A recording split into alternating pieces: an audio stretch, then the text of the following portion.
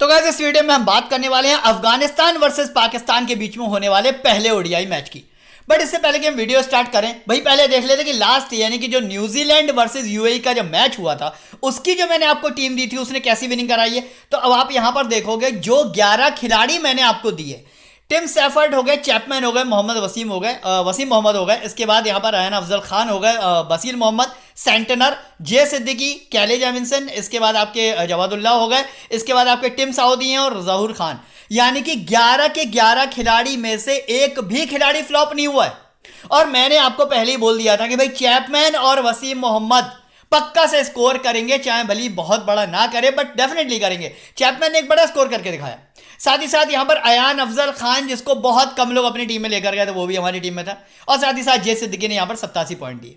तो इस तरीके की टीम से अगर आप हर मैच में खेलना चाहते हो कि भाई आपका एक भी प्लेयर जो है ना वो फ्लॉप नहीं होना चाहिए, सारे के सारे 11 खिलाड़ी आपके पॉइंट दें और बेहतरीन पॉइंट दें, चाहे फिर वो कोई भी सीरीज हो। तो आपको करना क्या पड़ेगा, सबसे पहले आपको मेरे साथ जुड़ना पड़ेगा, मेरा सब्सक्राइबर बनना पड़ेगा, तभी आपको मेरी टीम मिल पाएगी। अब वो कैसे मिलेगी मैं आपको बता देता हूं। चैनल को सब्सक्राइब कर लो, फ्री में होता है, कोई पैसा नहीं लगता। सब्सक्राइब का बटन दबा दो और बेल आइकन प्रेस करना बिल्कुल मत भूलना, वरना इंडिया आयरलैंड की जो कल मैं वीडियो डालूंगा वो आपको कैसे मिलेगी। तो एक तो ये काम कर लो, दूसरी बात वीडियो पसंद आए तो लाइक कर देना। अब मैं आपको बताता हूं जो टीम अभी अभी आपने देखी है ना वो मेरे सब्सक्राइबर्स को मैं कहां पे देता हूं। मेरी वीडियो के फर्स्ट कमेंट में जाइए, वहां पर आपको मेरे टेलीग्राम चैनल का लिंक मिलेगा। जैसे ही आप इस पर क्लिक करेंगे आप सीधे मेरे ओरिजिनल टेलीग्राम चैनल से जाके जुड़ जाएंगे, वहीं मिलेगी आपको ये वाली टीम।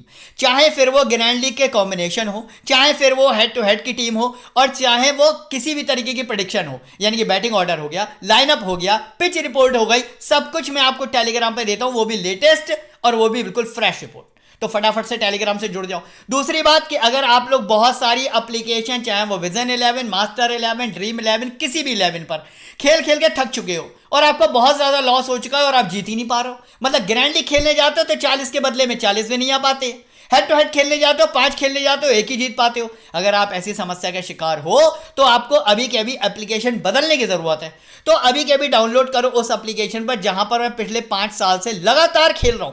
5 साल में मैंने कपड़े बदले मतलब अपने चश्मा बदला, जूते बदले, गाड़ी बदली, बस एप्लीकेशन नहीं बदली, क्योंकि आज जो कुछ भी मेरे पास है तो वो इसी एप्लीकेशन की बदौलत है। मैंने यहाँ से इतना पैसा कमाया कि जो कुछ भी है वो सब यहीं की बदौलत है। तो आप एक काम करो, अभी के अभी इस एप्लीकेशन को डाउनलोड कर लो, रेफर कोड में डाल देना आप FP11, तो आपको इंस्टेंटली बोनस तो मिल ही जाएगा, साथ ही साथ अंदर बहुत सारे डिपॉजिट ऑफर भी आपको देखने को मिलेंगे।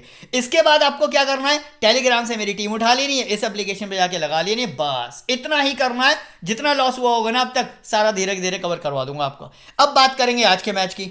तो भाई मैच होने वाला है अफगानिस्तान और पाकिस्तान के बीच में, पहला ओडीआई है, दोपहर के 3 बजे स्टार्ट होगा। सबसे पहले यहां पर बात करी जाएगी वेन्यू की, तो महिंद्रा राजापक्सा इंटरनेशनल स्टेडियम हैम्बनटोटा में ये वाला मैच होने वाला है। तो भाई सबसे पहले तो आपको बता दूं ये जगह है कहां। ये जगह है दोस्तों श्रीलंका में, ठीक है।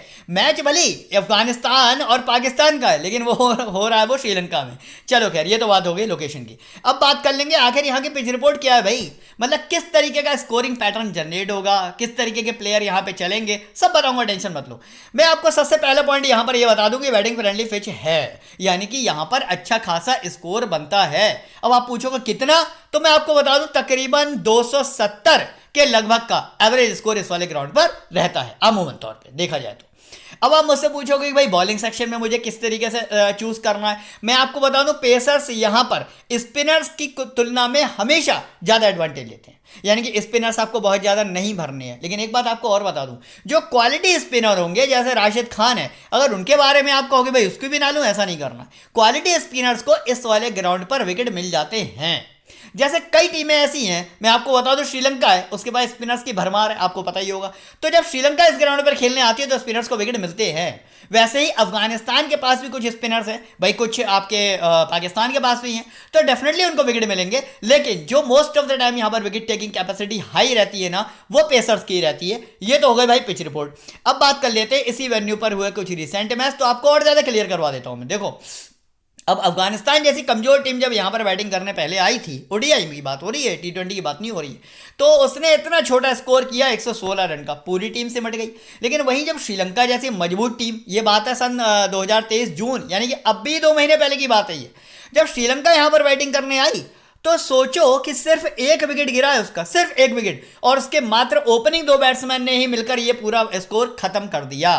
यानी कि जाहिर सी बात है कि अगर श्रीलंका के मात्र दो प्लेयर मिलकर इतना बड़ा स्कोर कर दे रहे हैं तो इसका मतलब बैटिंग फ्रेंडली पिच हो गई।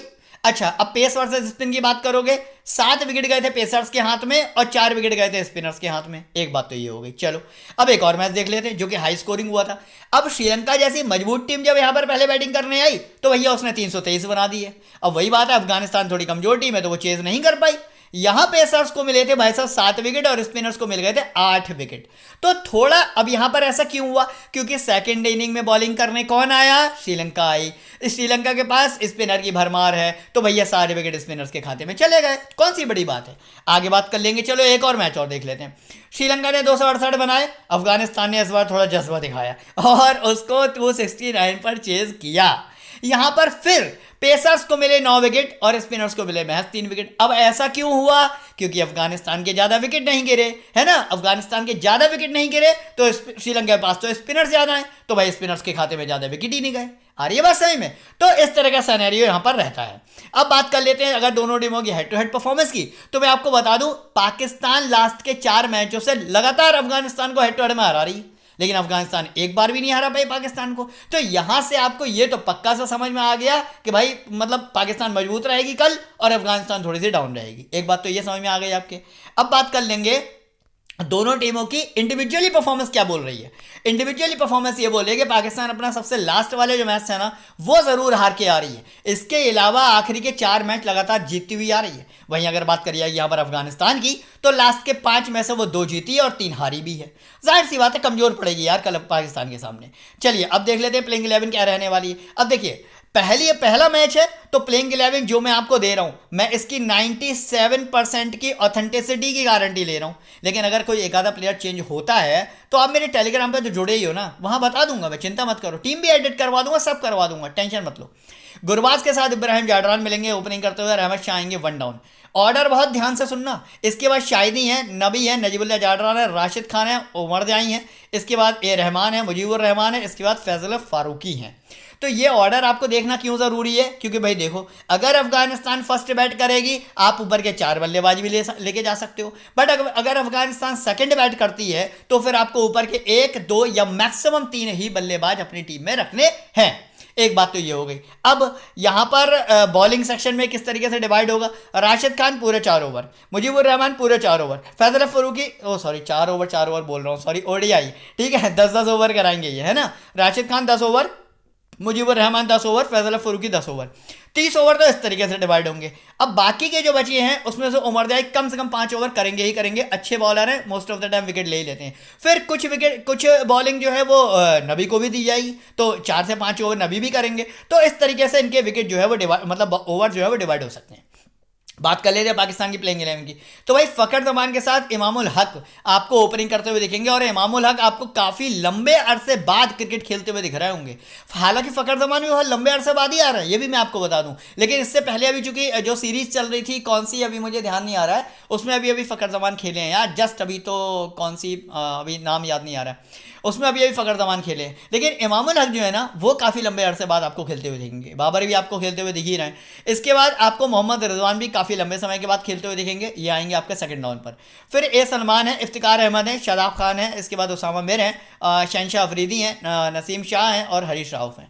ये प्लेयर्स आपको मिलेंगे पाकिस्तान की तरफ से। ऑर्डर देख लो एक बार किस तरीके से रखा है मैंने, तो कल आपको यही प्लेइंग 11 मिलेगी। थोड़ा बहुत मायने अगर ऊपर नीचे होता है बैटिंग ऑर्डर में या फिर प्लेइंग 11 में, मैं आपको टेलीग्राम पर अपडेट कर दूंगा, उसकी टेंशन बिल्कुल मत लो। अब बात करेंगे भाई फाइनली प्लेयर वाइज एनालिसिस, यानी कि हमें इन 22 खिलाड़ियों में से ऐसे कौन से 11 खिलाड़ी चुनने हैं कि हमारा एक भी प्लेयर खराब नहीं होना चाहिए, यानी कि पॉइंटलेस नहीं रहना चाहिए कि 2-4 पॉइंट या 10 पॉइंट देकर, या नहीं, हमारा हर प्लेयर कम से कम 35 पॉइंट देकर जाए, ऐसी टीम हमें बनानी है। और टीम बनेगी कैसे, या जब आपको 22 खिलाड़ियों के बारे में डिटेल में पता होगा ना तभी बना पाओगे आप टीम। अब सुनो ध्यान से, विकेट कीपर कैटेगरी में आपको यहां पर मिलेंगे 2 ऑप्शन, गुरबाज आपको मिलेंगे, रिजवान आपको मिलेंगे, ठीक है। अब देखो मैं आपको बता दूं गुरबाज के ऊपर मैं कभी भी भरोसा नहीं करता हूं, ऐसे बहुत सारे प्लेयर हैं, रहमुल्ला गुरबाज है, इसके बाद राजा पक्सा है ना, उनके ऊपर मैं कभी भरोसा नहीं करता हूँ। इसी तरीके से और भी कई सारे प्लेयर हैं जैसे जो कि एकदम मतलब हिट एंड मिस टाइप के प्लेयर होते हैं, चले तो चांद तक वरना शाम तक। यानी कि 145 रन का स्कोर किया एक मैच में, लेकिन आसपास के 7-8 मैचों में 4, 14, 2, 8, 22, 6, भाई क्या है ये, क्या तरीका है? मतलब आदमी किस हिसाब से तुम्हें प्रिडिक्ट करे, ये समझ में नहीं आ रहा है। तो ऐसे प्लेयर को तो भूल ही जाओ। क्या पता कल वाले मैच में आपको 4 रन पे आउट होता दिख जाए, एक प्लेयर खराब हो जाएगा। आपको मत रखो यार, अगर चल गया ना तो एक ही मैच आपका खराब होगा, ये याद रखना। चल गया तो सिर्फ ये एक मैच खराब करेगा, और अगर 4 मैचों में उसको रखोगे तो 3 मैच खराब करेगा। समझ रहे मेरी बात? इसलिए मत ही रखो, वो ज़्यादा बढ़िया है। जिस दिन चलेगा ना उस दिन एक मैच में लॉस उठा लेना, कोई दिक्कत नहीं है। हाँ, रिजवान की अगर मैं बात करूं, भाई साहब पाकिस्तान का ना बाबर के बाद अगर कोई मैं धुरंधर बैट्समैन किसी को मानता हूं ना तो फिर मैं रिजवान को मानता हूं, यकीन मानिए।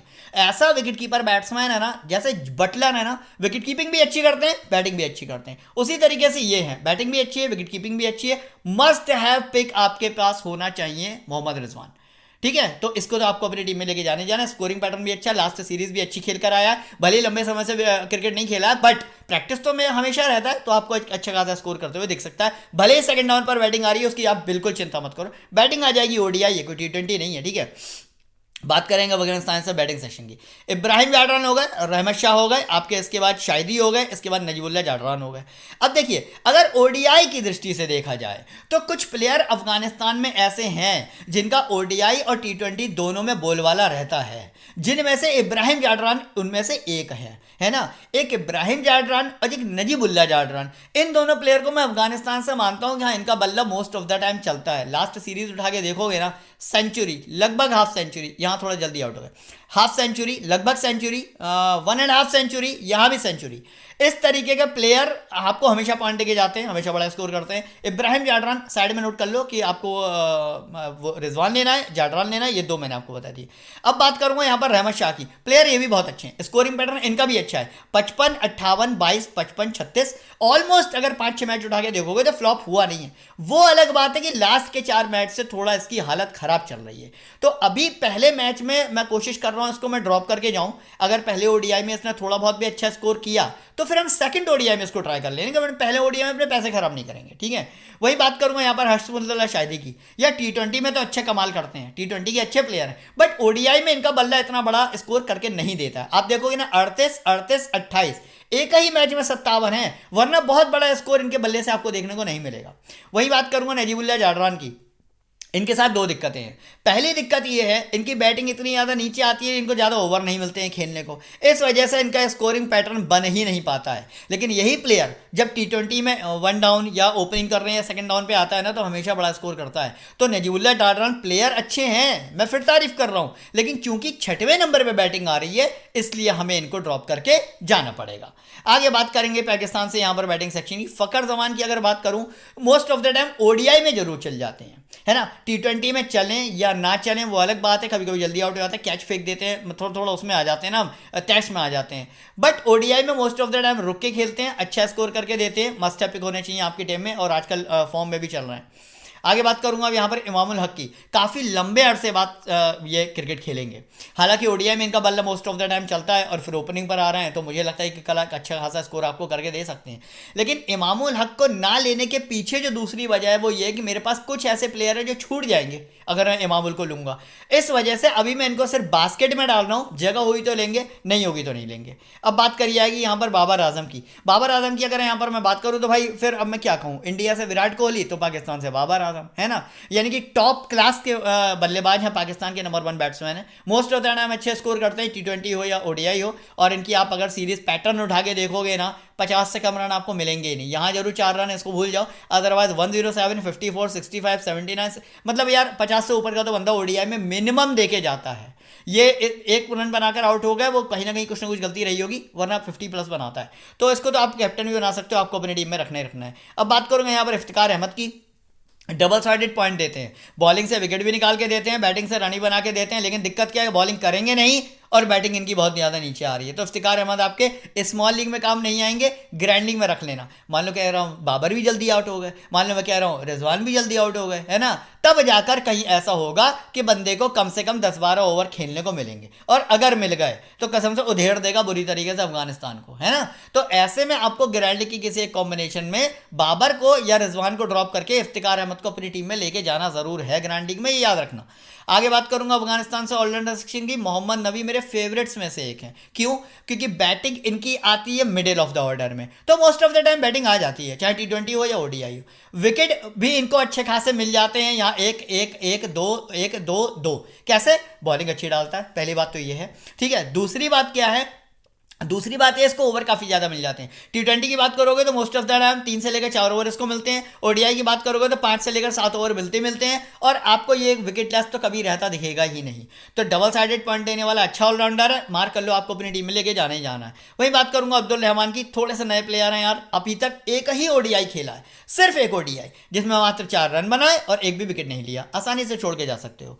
आगे बात करिए ये पाकिस्तान से ऑलराउंडर सेक्शन की। आगा सलमान की अगर बात करूं यार, इनको भी बहुत ज़्यादा इंटरनेशनल ओडीआई का एक्सपीरियंस है नहीं। 10 इनिंग में 3 इनसे विकेट निकले हैं, और इनसे रन कितने बने हैं? 11 मैचों में 327 रन, 48 का एवरेज है। ओडीआई में 48 का एवरेज कोई बहुत अच्छा नहीं है। थर्ड डाउन पर बैटिंग आ रही है, देख लो ग्रैंड लीग वगैरह में ट्राई कर लेना, स्मॉल लीग में तो खैर मत ही ना लेके जाना।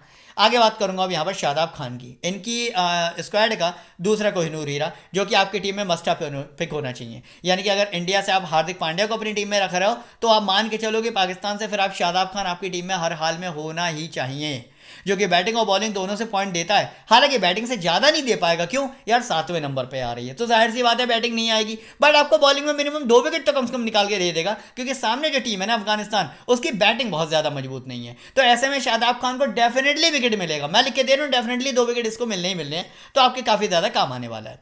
आगे अब यहां पर बात करिए अफगानिस्तान से बॉलिंग सेक्शन की।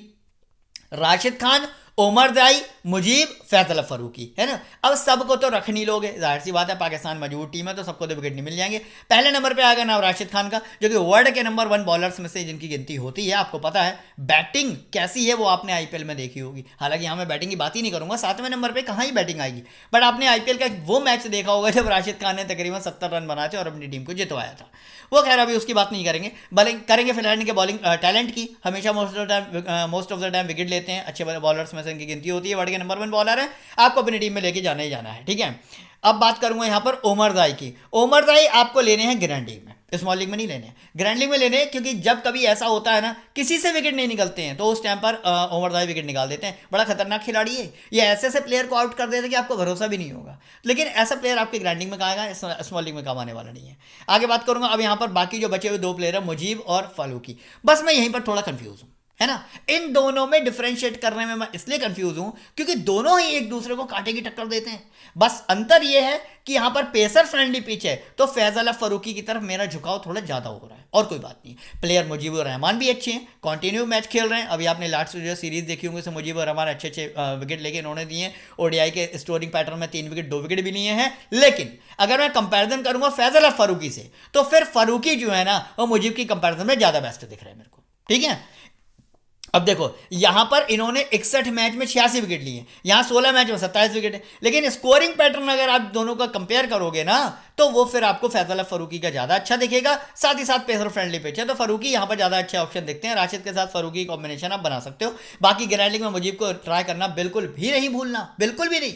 किसी एक टीम में फारूकी की जगह इसको रख लेना, बस इतना ही तो करना, और क्या करना है, ठीक है। ग्रैंड लीग कॉम्बिनेशन बन जाएगा। अब बात करेंगे यहाँ पर पाकिस्तान से बॉलिंग सेक्शन की। मैं देखो बहुत ज़्यादा आपको डीपली मैं नहीं बता रहा हूँ, मैं इतना ही आपको बता दे रहा हूँ किसको लेके जाना। शहनशाह अफरीदी आपके मस्ट पिक होने चाहिए। क्यों? सबसे पहली बात पेसर फ्रेंडली पिच है, और ये समझ लो राशिद खान के बाद अगर मैं किसी स्क्वाड में बॉलर को मानता हूँ ना, तो वो शहनशाह अफरीदी। क्यों? बंडल्स में विकेट लेता है और विकेट लॉस कभी भी नहीं रहता है। यहाँ 3 wicket 1 wicket 2 wicket 2 wicket 1 wicket 2 wicket 2 wicket, मतलब झड़ी लगा रखी है यार। मतलब फ्लॉप होने का मतलब ही नहीं बनता। आंख बंद करके वाइस कैप्टन भी बना दोगे ना, तो भी जीत जाओगे। वो खिलाड़ी है ये, ठीक है। इस पर अंदर आओ, खेल सकते हो, रखना ही रखना आपको टीम में। उसामा मीर की अगर बात करूं, मजबूत टीमों के खिलाफ कभी भी इनका मतलब वो रहता नहीं है। हालांकि सामने जो टीम है वो इतनी मजबूत नहीं है, लेकिन यार इतनी कमजोर भी नहीं है ना। 260 270 रन का स्कोर कल अफगानिस्तान कर सकती है, कम से कम 250 का। तो उसामा मीर थोड़ा सा आपके लिए रिस्की साबित हो सकते हैं। वही बात करूंगा यहाँ पर नसीम शाह की या फिर हरीश राव की। तो बस जो ऊपर कंफ्यूजन मुझे मुजीब में और फैजल फारूकी में हो रहा था वो यहाँ पर हो रहा है। यार दोनों ही प्लेयर अच्छे हैं, दोनों ही मजबूत पेसर हैं, दोनों फॉर्म में भी चल रहे हैं, दोनों लेटेस्ट सीरीज में भी खेल चुके हैं। बस यही मैं थोड़ा सा कंफ्यूज हूँ कि मैं नसीम शाह को ड्रॉप करूँ या हरीश राव को ड्रॉप करूँ। ये थोड़ा सा मेरे पास कंफ्यूजन जरूर है क्योंकि दोनों ही पेसर हैं। अब इन्होंने 8 मैच में 23 विकेट निकाले हैं, इन्होंने 22 मैच में 39 विकेट निकाले हैं। स्कोरिंग पैटर्न अगर दोनों का देखोगे 2 wicket 1 wicket 2 wicket 3 wicket 5 wicket 5 wicket 2 wicket, यहाँ पर 1 2 4 2 1। यानी कि क्या देखा, क्या देखा आपने? आपने देखा कि नसीम शाह ने कम टाइम में ज्यादा विकेट निकाल के दिए। नसीम शाह की कंसिस्टेंसी हरीश राव से ज्यादा है। तो इन चीजों को मद्देनजर रखा जाए तो नसीम शाह ज्यादा फेवरेट होंगे आपके हरीश राव की कंपैरिजन में। बाकी फिर आपकी अपनी चॉइस है, दोनों में से आपको पिक तो एक ही को करना पड़ेगा क्योंकि 11 सुपर खिलाड़ी तो आप लेके जा नहीं पाओगे। तो मेरे से पूछोगे मैं पर्सनली राय दूंगा कि नसीम शाह मेरे लिए फिलहाल ज़्यादा यहाँ पर फेवरेट रहने वाले हैं। अच्छा बेंच पर कौन कौन बैठेगा, चलो यार पहला मैच है। यहाँ पर अकील नहीं खेलेंगे, यहाँ पर रियाज हसीन नहीं खेलेंगे, इसके बाद सलीम है, सैफ़ी हैं, नूर अहमद नहीं खेलेंगे, इसके बाद डब्लू मोहम्मद हैं, और ये जितने भी आपको स्क्रीन को मोहम्मद नवाज़ नहीं खेलेंगे, ऑलराउंडर सेक्शन से इसको नहीं रखना आपको, ठीक है। इसके बाद ए शफीक हैं, मोहम्मद वसीम हैं, फ़हीम अशरफ हैं। तो ये सारे प्लेयर में से कोई भी खेलने वाला नहीं है। अगर आपने अपनी टीम में रख रखा हो तो अभी कभी निकाल देना। और बाकी प्लेइंग 11 में कोई चेंजेस होते हैं तो मैं आपको टेलीग्राम पर बताऊँगा ही बताऊँगा। फाइनली अब देख लेते हैं कॉम्बिनेशन क्या रहने वाला है। अच्छा टीम क्या बनानी है और कैप्टन वाइस कैप्टन किसको बनाना है, इससे भी ज़्यादा ज़रूरी बात यह आ जाती है टीम बनाकर लगानी है ऐसी कौन सी एप्लीकेशन में जहाँ पर आपकी विनिंग हो जाए। भाई आप लोग कमेंट में मुझे बता दो सर मैं बहुत ज़्यादा हार गया हूँ, मैं जीत नहीं पा रहा हूँ, मुझे जिता दो, मुझे ये कर दो वो कर दो। तो भाई बता तो रहा हूँ तरीका। जिस एप्लीकेशन पर मैं खेलता हूँ ना, कंपटीशन कम यहाँ पर, लो और एंट्री फीस वो भी कम यहाँ पर, ग्रैंड लीग जीतना वो बहुत आसान है यहाँ पर, हेड टू हेड जीतना वो आसान है यहाँ पर। 2 मेंबर खेलो, 4 मेंबर खेलो, 5 मेंबर खेलो, आपको हराने वाला कोई नहीं है। क्यों? क्योंकि आप तो मेरी टीम से खेल रहे हो, तो आपको कौन हरा पाएगा। तो अगर मेरी टीम पे भरोसा करते हो तो फिर इस एप्लीकेशन पे भी भरोसा करो कि यहाँ आप पक्का जीत जाओगे। आप ड्रीम 11, माई 11 सर्कल, विजन 11 के बड़े बड़े कॉम्पिटिशन में बड़े बड़े दिग्गजों के साथ, कंप्यूटराइज टीम के साथ भले ही नहीं जीत पा रहे हो, बट यहाँ आप ओरिजिनल छोटे छोटे यूजर्स के साथ जो नए नए इंडस्ट्री में खेलने आए हैं, जिनकी टीम आप ही की तरीके की है, आसानी से बीट कर दोगे। आज आप जीत जाओगे, कल वो भी जीत जाएगा। ऐसा सिनेरियो यहाँ पे चलता रहता है। वही यूजर आपको रिपीट में अपने अपोनेंट में मिलते रहते हैं। जीतना आसान है, पैसा कमाना आसान है। मैं इसीलिए इस छोटी सी एप्लीकेशन से 1,28,000, 94,000, 1,84,000 ऐसी विनिंग यहाँ पर कर लेता हूँ। क्यों? क्योंकि भाई मैं यहाँ पर छोटे में भी बड़ा बटोर रहा हूँ, है ना। मैं बड़ी एप्लीकेशन में जाकर मैं पैसा बर्बाद करना ही नहीं है, मतलब छोटी एप्लीकेशन में मोटा पैसा कमाना है। तो आप भी इस स्ट्रैटेजी को यूज़ करिए। अभी के अभी एप्लीकेशन डाउनलोड कर लो, वीडियो के फर्स्ट कमेंट में आपको लिंक मिल जाएगा। टीम कॉम्बिनेशन की अगर बात करें तो अभी के लिए फिलहाल जो मैंने टीम बनाई है, यानी कि लाइनअप नहीं आया है, टॉस नहीं हुआ है, फिलहाल यहाँ पर मैंने गुरबाज को रखा है। लेकिन नहीं, सॉरी, मैं गुरबाज को निकाल कर, हिट एंड मिस टाइप का प्लेयर है, उसको तो मैं कभी रखता ही नहीं हूँ अपनी टीम में। एक मिनट, गुरबाज को निकाल के रिजवान को लूंगा। अब टीम सेव करके आपको दिखाता हूँ। ये हालांकि ये भी ना मेरी फाइनल टीम नहीं है, अभी जो दिखा रहा हूँ। रिजवान, बाबर, इमामुल हक, ठीक है। इमामुल हक की जगह आप फ़कर को रिप्लेस कर सकते हो। इब्राहिम जाडरान, नजीबुल्ला जाडरान। नजीबुल्ला की बैटिंग थोड़ी सी नीचे आ रही है, इसलिए आप चाहो तो यहाँ पर जो है ना दूसरा कोई प्लेयर ट्राई कर सकते हो। इसके बाद नबी, शादाब खान, इसके बाद फैजल फारूकी, नसीम शाह, राशिद खान और शान अफरीदी। अब यहाँ नसीम शाह की जगह आप ट्राई कर सकते हो हरीश राव को, एक चेंज आप ये कर सकते हो। बाकी नजीबुल्ला जाडरान को लाओ, मैं ही एडिट कर देता हूँ। क्यों? क्योंकि यार बैटिंग बहुत ज़्यादा नीचे आ रही है। दिक्कत ये है, इसकी जगह आप जो है यहाँ पर एक काम करो, फ़कर को ही रख लो तो वो ज़्यादा बेस्ट रहेगा, है ना, वो ज़्यादा बेस्ट रहेगा। तो अब यहाँ पर जो टीम कॉम्बिनेशन बना इस तरीके का बना है। मैं 2 ही बैट्समैन लेके जा रहा हूँ, इब्राहिम जाडरान, मोहम्मद नबी। मुझे उम्मीद भी ना सिर्फ इन दोनों से ही है, बाकी मैंने पूरा का पूरा स्क्वाड यहाँ पर पाकिस्तान से लिया है।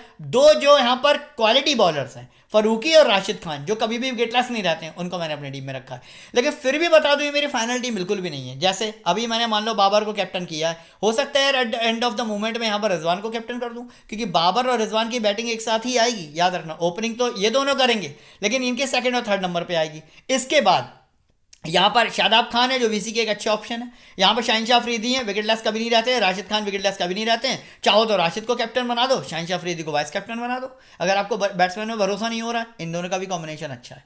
तो इसीलिए बोल रहा हूँ ये मेरी फाइनल टीम नहीं है। पहले मैं देखूंगा लाइनअप क्या है, फिर देखूंगा फर्स्ट बैट कौन कर रहा है, फिर ड्यू देखूंगा, मॉइस्चर देखूंगा, सारी चीज़ें देखने के बाद फिर जो टीम में फाइनल चेंज करूंगा ना, वो मैं आपको टेलीग्राम पर पक्का से अपडेट कर दूंगा जिस टीम से मैं खेलूंगा।